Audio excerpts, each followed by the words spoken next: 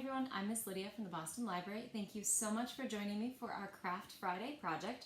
Today's project is actually going to be a dual purpose project. So this one will take you all the way from Thanksgiving with our turkey to Christmas with a Christmas tree with the same exact fold and book. So what we're going to be doing is making, to start, a centerpiece book turkey that will look like this. You have a lot of different options on the feathers, but I'll show you a couple of those as we get into the process. So what you need to start is a book. It can be any book that you have that you no longer want. We tend to use ones that are damaged, so they're missing pages, part of the cover's missing, things like that. So I have my book here, and what I'm going to do is open it kind of towards the middle, and you don't have to be very exact on this. I'm just going to start folding. Generally easier if you don't go exactly in the middle.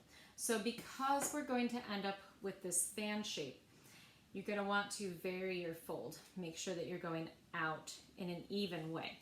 So the first thing I'm going to do is pick my starting point and then pick my fold. We have two different options on that.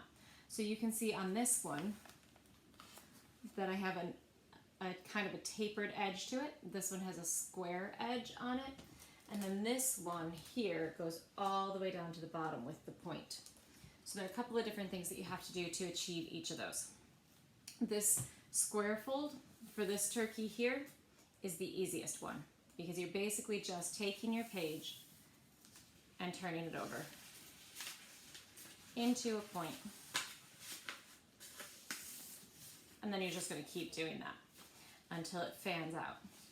Now if you want a different fold where you're going to end up with the point coming all the way down, you're actually going to then do that fold again, this time going all the way down to the bottom.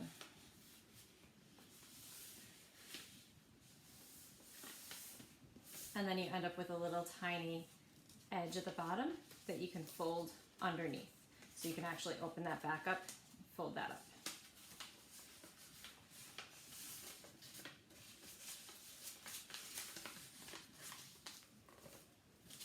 And then you're going to continue to move those over as you make each fold. This is really easy once you get into the rhythm of it, but it is a little bit time consuming.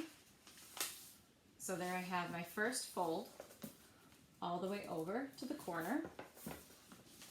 My second fold, taking that same exact page, I'm going to run it all the way down so that I have a nice point, and then I'm going to bring that point back up. Now what you want to try to check as you do this is that you are even with the page. So for example, those two pages you can see are not even. So I'm going to want to try to redo that fold so that I'm coming into the same point. That way I'll create an even fan. After you've tried a few of these folds, you might find that one of them makes a lot more sense to you than the other. So I started out going one way, and then that felt kind of backwards, so I switched over and I'm now folding it the other direction. As long as you're lining up your edges, that's totally fine to switch directions. You just want to think about keeping that nice parallel edge as you fold. So to show you this fold that I'm doing right now, I have my folded pieces here, taking my very next sheet, and I'm going to fold as carefully as I can without ripping it all the way over to the edge. So I have my halfway point there. Okay, so I'm going to make that nice and clean. And then with my already done folds, I'm going to take that piece and fold it so that it lines up with those pieces. And then I'm going to use my nail or my finger to get that nice and straight. So then it looks like that. And then you see we have this little bit that's hanging down. And you can either fold that up or you can fold it under. So I've been folding those under so that I get a nice clean edge there. So once you see that edge folded under, you can see that it lines up with the bottom of the book. So this is going to give me the point that goes all the way down to the bottom. This is kind of your more traditional Christmas tree shape, but once you add the feathers and the turkey head, it'll still look like a turkey. If you want to go with the easiest fold, you take your sheet of paper, fold it over in half, and you're just going to keep doing that. So to show you a few of those,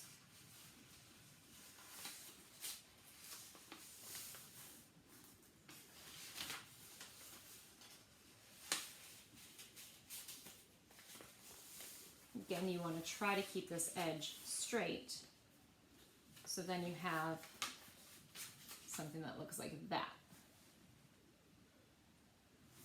versus the more complex fold that's going to give you the point all the way down. There are lots of variations on this as well. So from this tree you can see I have a bit of a tapered base. That's a little bit more of a complex fold. To create that tapered look, it's very similar to my full point look. So I'm starting with that same initial fold in half to the corner here into the middle. And then I am going to do my second fold the same way. And then instead of just tucking that bottom end up, I'm actually going to bring it up to whatever angle I want my trunk to come back to. So there you can see that fold.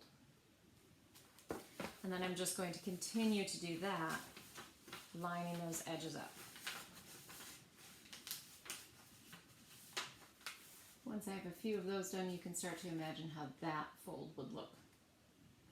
Good for both the Christmas tree and the turkey. Once you've chosen your fold, you're just going to keep doing it. So you're going to want to get a lot of sheets folded. The fuller it's fanned out, the better.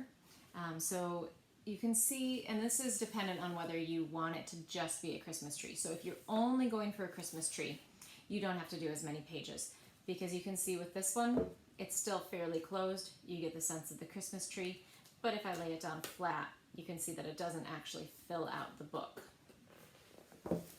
The turkey is meant to lay flat, so you want to do a whole bunch of pieces and make sure, and you can continue to check it. I mean, obviously, as you're folding it, it's going to be sitting upright. You want to continue to fold until you get a nice spread.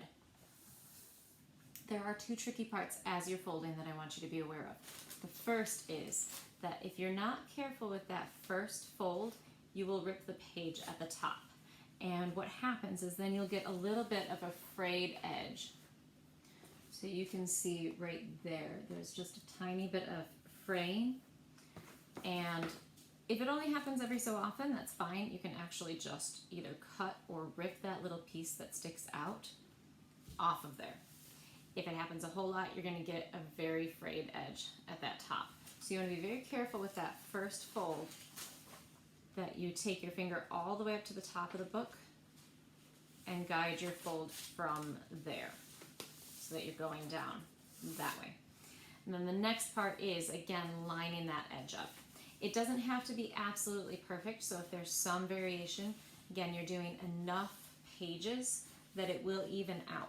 But you want to make sure that you're not continually trending either larger or smaller, because you'll end up with a very uneven looking fold.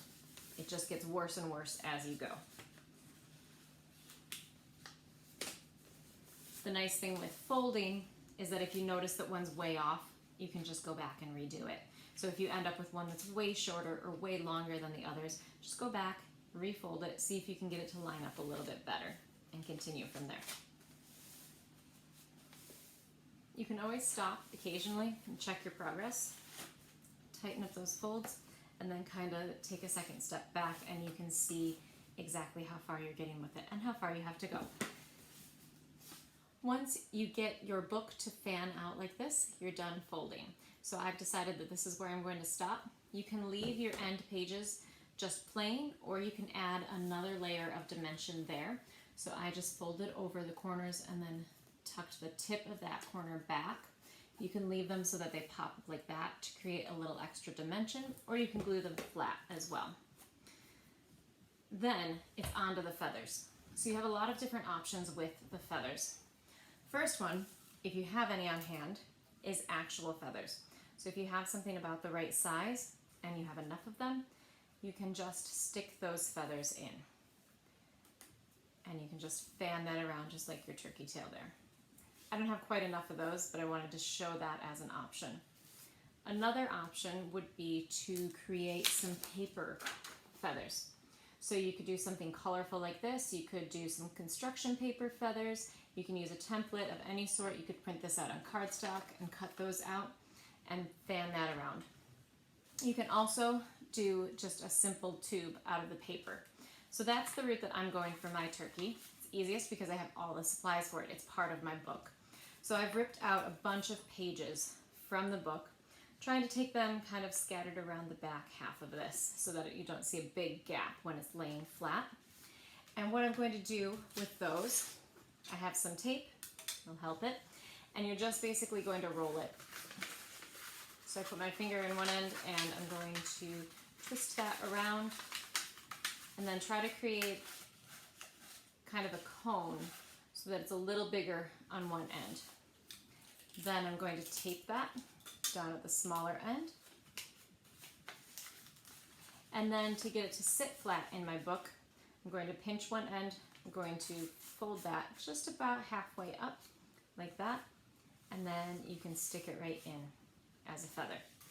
And then you're just going to take those cones and fan them out. You can glue these in permanently if you're going to leave your book as a turkey. If you're not leaving it as a turkey, if you're going to turn it into a Christmas tree after Thanksgiving, you don't want to glue those in. They'll be very hard to get out. So you can just wedge those in.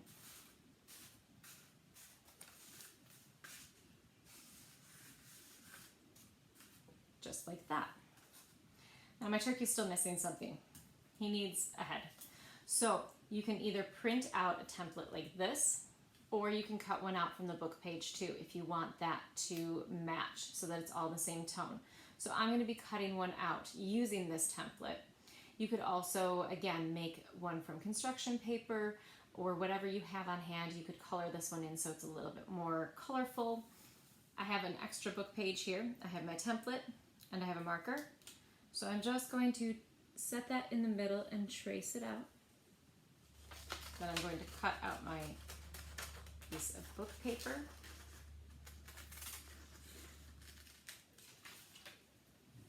There I have my turkey head. You could leave it just like that, stick it right in the front, or you can again go back to your template and add some detail to it. Remember, if you add details to one side, you want to make sure you're adding them to the other side. This is where using a Sharpie like this will come in handy because it's actually going to bleed through, so I can make sure that I get my lines exactly the same on the other side. Once I've added all my details, again, because I don't want him to permanently be a turkey, I'm just going to perch that in there. There you have our completed book turkey. Then, when it's time to turn him into a Christmas tree, simply take off the turkey parts, and you can flip your book up, and it's a Christmas tree. You can decorate it any way you want. You can go with a light spray paint coat of green and get it so that it looks more like an evergreen tree. You can pick up some small ornaments, the ones that are meant for the tiny little Christmas trees, like the tree toppers. If you find a ribbon, this was a ribbon that looks like little Christmas lights, or even the garlands that are meant for the little tiny trees will work.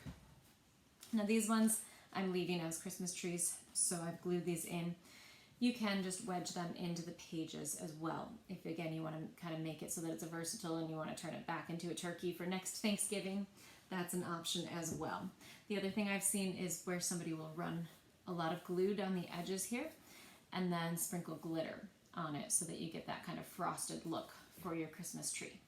I hope you enjoyed our multi-holiday craft for today. If you have any questions, comment below. It's really quite easy once you figure out the fold. It is a little time consuming, but it's also very satisfying because you can see exactly how much progress you're making on it. I will post a template for our turkey head below so that you can get one that is going to be exactly the right size for a book. All next week we will have supplies to make our book turkeys at the library. You can call and book an appointment if you want us to show you how to make them, or you can stop in and pick up the materials, or of course, if you have them already at home, you can make your own. I hope you enjoyed our fun and library-inspired Thanksgiving centerpiece that you can also carry all the way into Christmas.